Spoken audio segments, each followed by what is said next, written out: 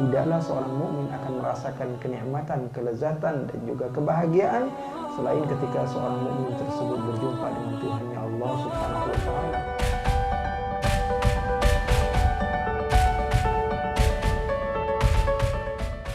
Dalam riwayat Anas bin Malik, sahabat Rasul sallallahu alaihi wasallam, beliau meriwayatkan hadis bahwa sesungguhnya lamma taqula Nabi sallallahu alaihi wasallam, taqula bi dhammil qaf, artinya ketika itu Rasul sallallahu alaihi wasallam sudah benar-benar sakit.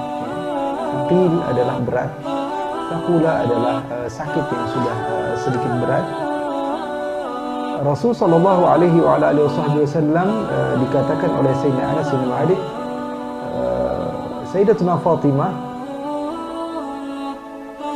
Sayyidatuna Fatimah berkata, wa karba abatah, alangkah sedihnya karena ayahnya ketika itu sedang sakit yang begitu hebat. Maka Rasul sallallahu alaihi wasallam menjawab, laisa ala abika karb ba'da al-yawm, sesungguhnya setelah ini ayahmu tidak akan pernah merasakan kesulitan, ayahmu tidak akan pernah merasakan kesakitan.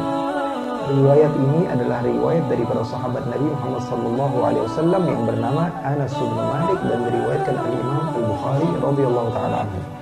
Artinya riwayat ini ada di kitab Al-Jami' dan hadisnya sahih, riwayat daripada minal muksirin fil hadis, yang diceritakan adalah seseorang yang memang bud'atun Nabi sallallahu alaihi wasallam, bagian daripada bagian Nabi. Tadi juga sudah diceritakan juga bagaimana kemudian Sayyidatuna Fatimah Az-Zahra radhiyallahu taala anha. Karena sesungguhnya semakin seseorang itu mulia, maka semakin sulit juga apa yang mereka hadapi. Makanya Rasul sallallahu alaihi wasallam beliau pernah bersabda, asyaddun nasi bala'an al-anbiya, thumma al-awliya, thumma al-amthal fal-amthal. Kata Rasul sallallahu alaihi wasallam, orang yang paling akan merasakan kesulitan, musibah adalah para nabi. Kemudian setelah itu para wali, kemudian orang yang paling taat, kemudian orang yang paling taat, atau orang yang serupa dengan kemuliaan yang dimiliki oleh para wali. Rasul sallallahu alaihi wasallam dalam hadis yang derajatnya kuat juga, Rasul sallallahu alaihi wasallam bersabda, man yuridillahu bihi khairan yusib minhu. Orang yang Allah Subhanahu wa taala inginkan kebaikan bagi mereka, maka Allah akan berikan musibah. Maka ketika kita memahami mafhum daripada hadis, seseorang yang dia tidak mendapatkan musibah sama sekali, maka perlu dipertanyakan kecintaan Allah kepadanya, atau Allah Subhanahu wa taala memang tidak memperhatikannya. Laksana Fir'aun yang tidak pernah sakit, seperti Fir'aun yang dikenal tidak pernah mendapatkan sesuatu, maka memang Allah kasih muhlah, amhilhum tamhila, Allah kasih muhlah, Allah kasih, kalau bahasanya istidraj, kemudahan bagi mereka, namun sekali diambil mereka akan mendapatkan musibah yang begitu besar. Tatkala Sayyidatuna Fatimah melihat ayahnya begitu sakit dan begitu sedih, bahkan dalam riwayat lain dikatakan al-ainu tadma' wal qalbu yajza' wa la naqulu illa ma yurdi rabb. Sesungguhnya mata senantiasa mengalirkan airnya dan hati sesungguhnya terganggu dengan kejadian ini, namun kami tidak akan pernah mampu berkata kecuali apa-apa yang bisa membuat Allah ridha kepada kami. Beliau mengatakan, wa karb abatah, alangkah sedihnya diriku, wahai ayahku. Tapi Rasulullah SAW seketika menenangkan putrinya dan mengatakan, laisa ala abika karbun ba'dal yawm, sesungguhnya ayahmu tidak akan capek lagi, tidak bakalan sedih lagi, tidak bakalan berduka lagi, tidak bakalan diganggu lagi. Artinya setelah ini saya akan berjumpa dengan Allah, dan sesungguhnya la rahata lil mu'min duna liqa'i rabbih. Dalam athar dikatakan la rahata lil mu'min duna liqa'i rabbih. Sesungguhnya tidaklah seorang mukmin akan merasakan kenikmatan, kelezatan dan juga kebahagiaan selain ketika seorang mukmin tersebut berjumpa dengan Tuhannya Allah Subhanahu wa taala. Fa kaifa bi sayyidis sadat. Bagaimana orang yang paling Allah cintai, tentu dia akan mendapatkan keberuntungan ketika ia berjumpa dengan Allah Subhanahu wa taala yang begitu mencintai Rasul sallallahu alaihi wasallam. Jadi ketika Sayyidatuna Fatimah mengatakan ajaba rabban da'ah ya abatah jannatul firdausi ma'wah ya abatah ila jibril man'ah, ketika itu Sayyidatuna Fatimah mengungkapkan kesedihannya karena beliau begitu sayang dan cinta kepada Rasul sallallahu alaihi wasallam.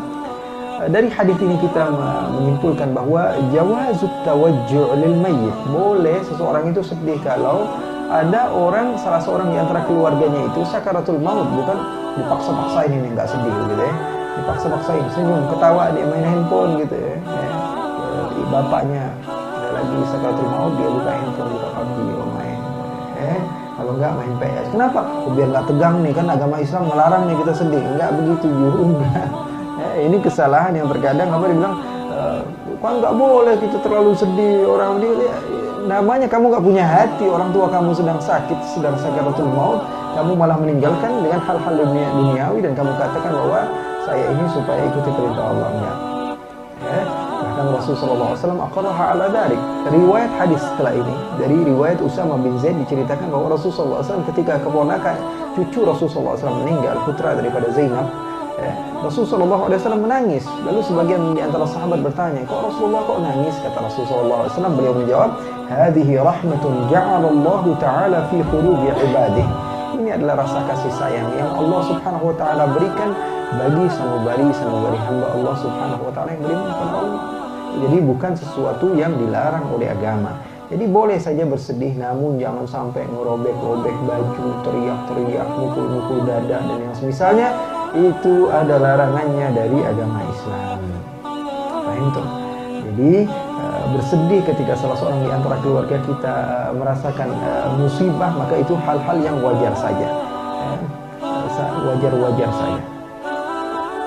Sehingga Sayyidatuna Fatimah radhiyallahu taala, beliau, kita sudah ceritakan kemarin bagaimana Rasulullah SAW, kisah wafat Rasulullah SAW, kemudian sampai beberapa sahabat masuk ke dalam kuburan Rasulullah SAW. Dari sini Sayyidatuna Fatimah tidak kuat. Bagaimana mungkin kalian mampu untuk memasuki satu kuburan, di situ Rasulullah SAW.